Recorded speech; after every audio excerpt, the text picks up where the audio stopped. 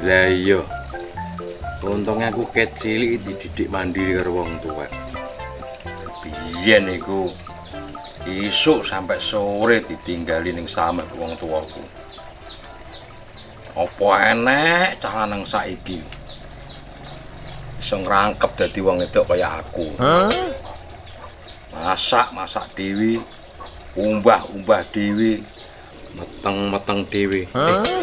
Ora ding nak meteng. Terus apa enek cara nang saiki iso masak kaya aku? Paling iso masak ya mie instan. Nek ngono kuwi lho anakku ya iso anak cilik. Banget kangkung saiki lho nek ngintil lho cilik-cilik. Beda karo kangkung biyen.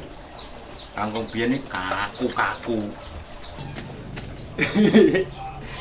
Oh alah, Mbah. Oh alah, makane kelinci ae lho dadak buka toki. Oh ini malah ngalem. Ya agak no wong tae. Lho. Sembarangan. Kelinci piye to? Kangkung arep tak oseng tak nggo sarapan. Oh, dadi wong lanang kok masak dhewe. Lah bojomu apa? Kudune, Mbah, bojomu kuwi sing masak. Dadi wong lanang iki kaya aku ngene iki lho, Mbah. Akhir wayahe dah makan mesti diomongi, "Yah, makan dulu." Lah bojomu apa ning omah lek, Ji? Kok ngajak mangan niku? Oh, gak, Mbah. Yo mau ngelingke liwat SMS. Wong kaya ngerti dhewe lho, wong bojoku tak kirim ning luwal. Ji. Ya padha ae. Lah bojoku saiki lho kerjane pabrik. Lah, mulai kapan lah kerja? Ya wis oleh seminggu iki we. Oh, ya hati-hati, Mbah. Biasane ki kebanyakan lho, nek wong wedok ki duwe hasil ngluwi wong lanang, kuwi iso semena-mena. Semena-mena piye to, Ji? Iki nek gak dulur, Mbah. Ki gak tak kei pencerahan. Ngono kuwi biasane cili-ciline siji, ora gelem mbah-mbah, alasane kesusu. Terus loro, ora gelem masak, alasane gak enek wektu. Lah, iki sing bahaya, Mbah. Nek wong lanang njaluk, wong wedok ora gelem, alasane kesel mergo sesuk budal isuk. Lah, padha nek Ji, ciri-cirine kaya bojoku iku. Anu, bojomu iki mencurigakan pola. Nek bengi dolanan HP. Iya lek, Ji. Soale, Mbah, aku tau liwat ning ngarepe pabrike bojone sampean. Dadi ning ngarep pintu keluarga lho, kuwi enek wong lanang ganteng-ganteng, gagah-gagah. Oh, gak enek sing mbutel, jembling, kok sampean ngono kuwi. Bahaya iki lek, Ji. Iya, Mbah. Masalah iki kesetiaan seorang wanita ki diuji ketika lelaki tidak mempunyai apa-apa. Dan kesetiaan lelaki diuji ketika wanita tidak memakai apa-apa. Lah, wediku. Gop, lek Ji rasa mbok terus e. Lewat ndi? Arep ngoseng kangkung sak bojoku teko.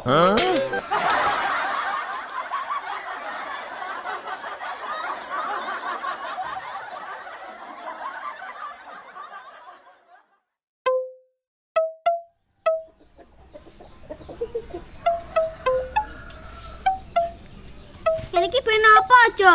Ben gede banget. Apane aja sing gede, otote to? Iya, Mat, saiki akeh wong wedok sing seneng ngingeti otot gede. Jare sapa? Cah wedok kuwi gak mandang fisik, sing penting kantonge berisik, senajan duweke kricik. Wong wedok kuwi lho sepele. Ora penting otot gede, sing penting pemasokane gede. Iso nyukupi kebutuhan keluargane.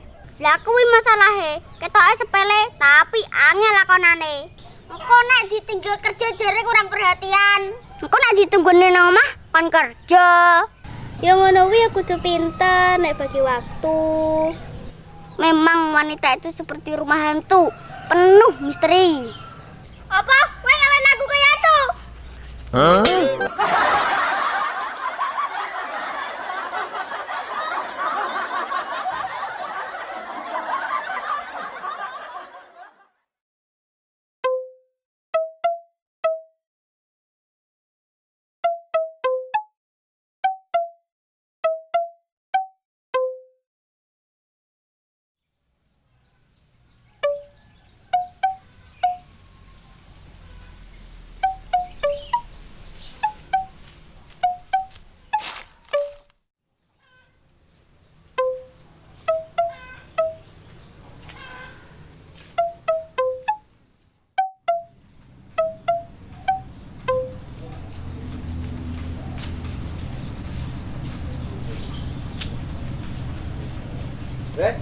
Areng ndi ning Jol?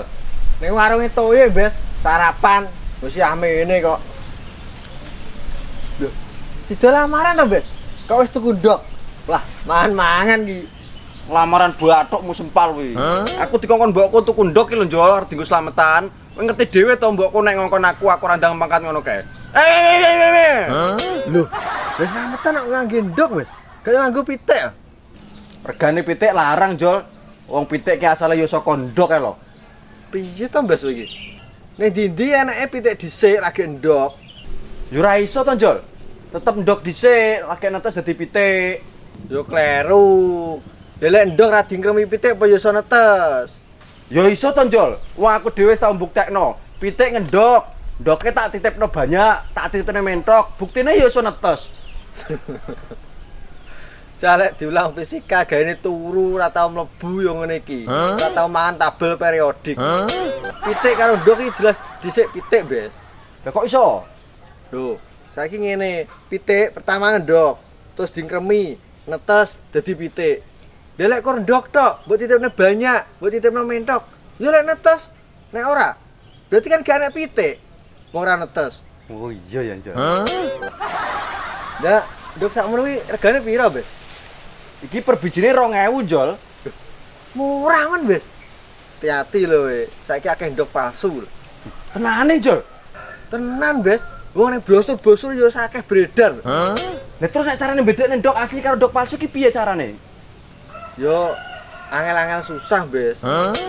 Susah-susah angel piye to Jol? Anu, Bes. Penak-penak susah. Aku warai to. Wong nek duwe ilmu ki dindumno kancane, aja dipek dhewe Jol. Jarene dhewe ki kontrol kentel. Yo, Bes. Yo jane yo kanca. Tapi aku ora penak, Bes. Alah, rapopo Jol, rasa ora penak nek karo aku ki. Kowe engko nesu, aku ora menak iku kuwi lho maksude. Ora Jol, wong diweni ilmu kok nesu iki ora bengoh to wonge. Lah iya, jane yo ngono. Tapi nesu tenan ora weh. Ora. Ndang to warai carane piye? Ngene lho, Bes, carane bedakne ndok palsu karo ndok asli. Nek ndok palsu biasane digodhog sampai banyune entek lho. Kuwi gak mungkin bakal empuk. Lah nek asli pecah, Bes. Berarti asli. Matamu Jol. No, jare gak nesu, jare njaluk ilmu. Lah kan yo iso mbok antono ning isor, nyapa kudu ning raiku. Lho, ngene lho, Bes. Ilmu kuwi tinemu kanthi laku. Butuh pengorbanan. Oh, ngono ya Jol ya. Matur nuwun ya Jol ilmune. Yo, Bes. Tapi Jol, aku nek diweni ilmu, nek gak tak praktekno ki aku selak lali Jol.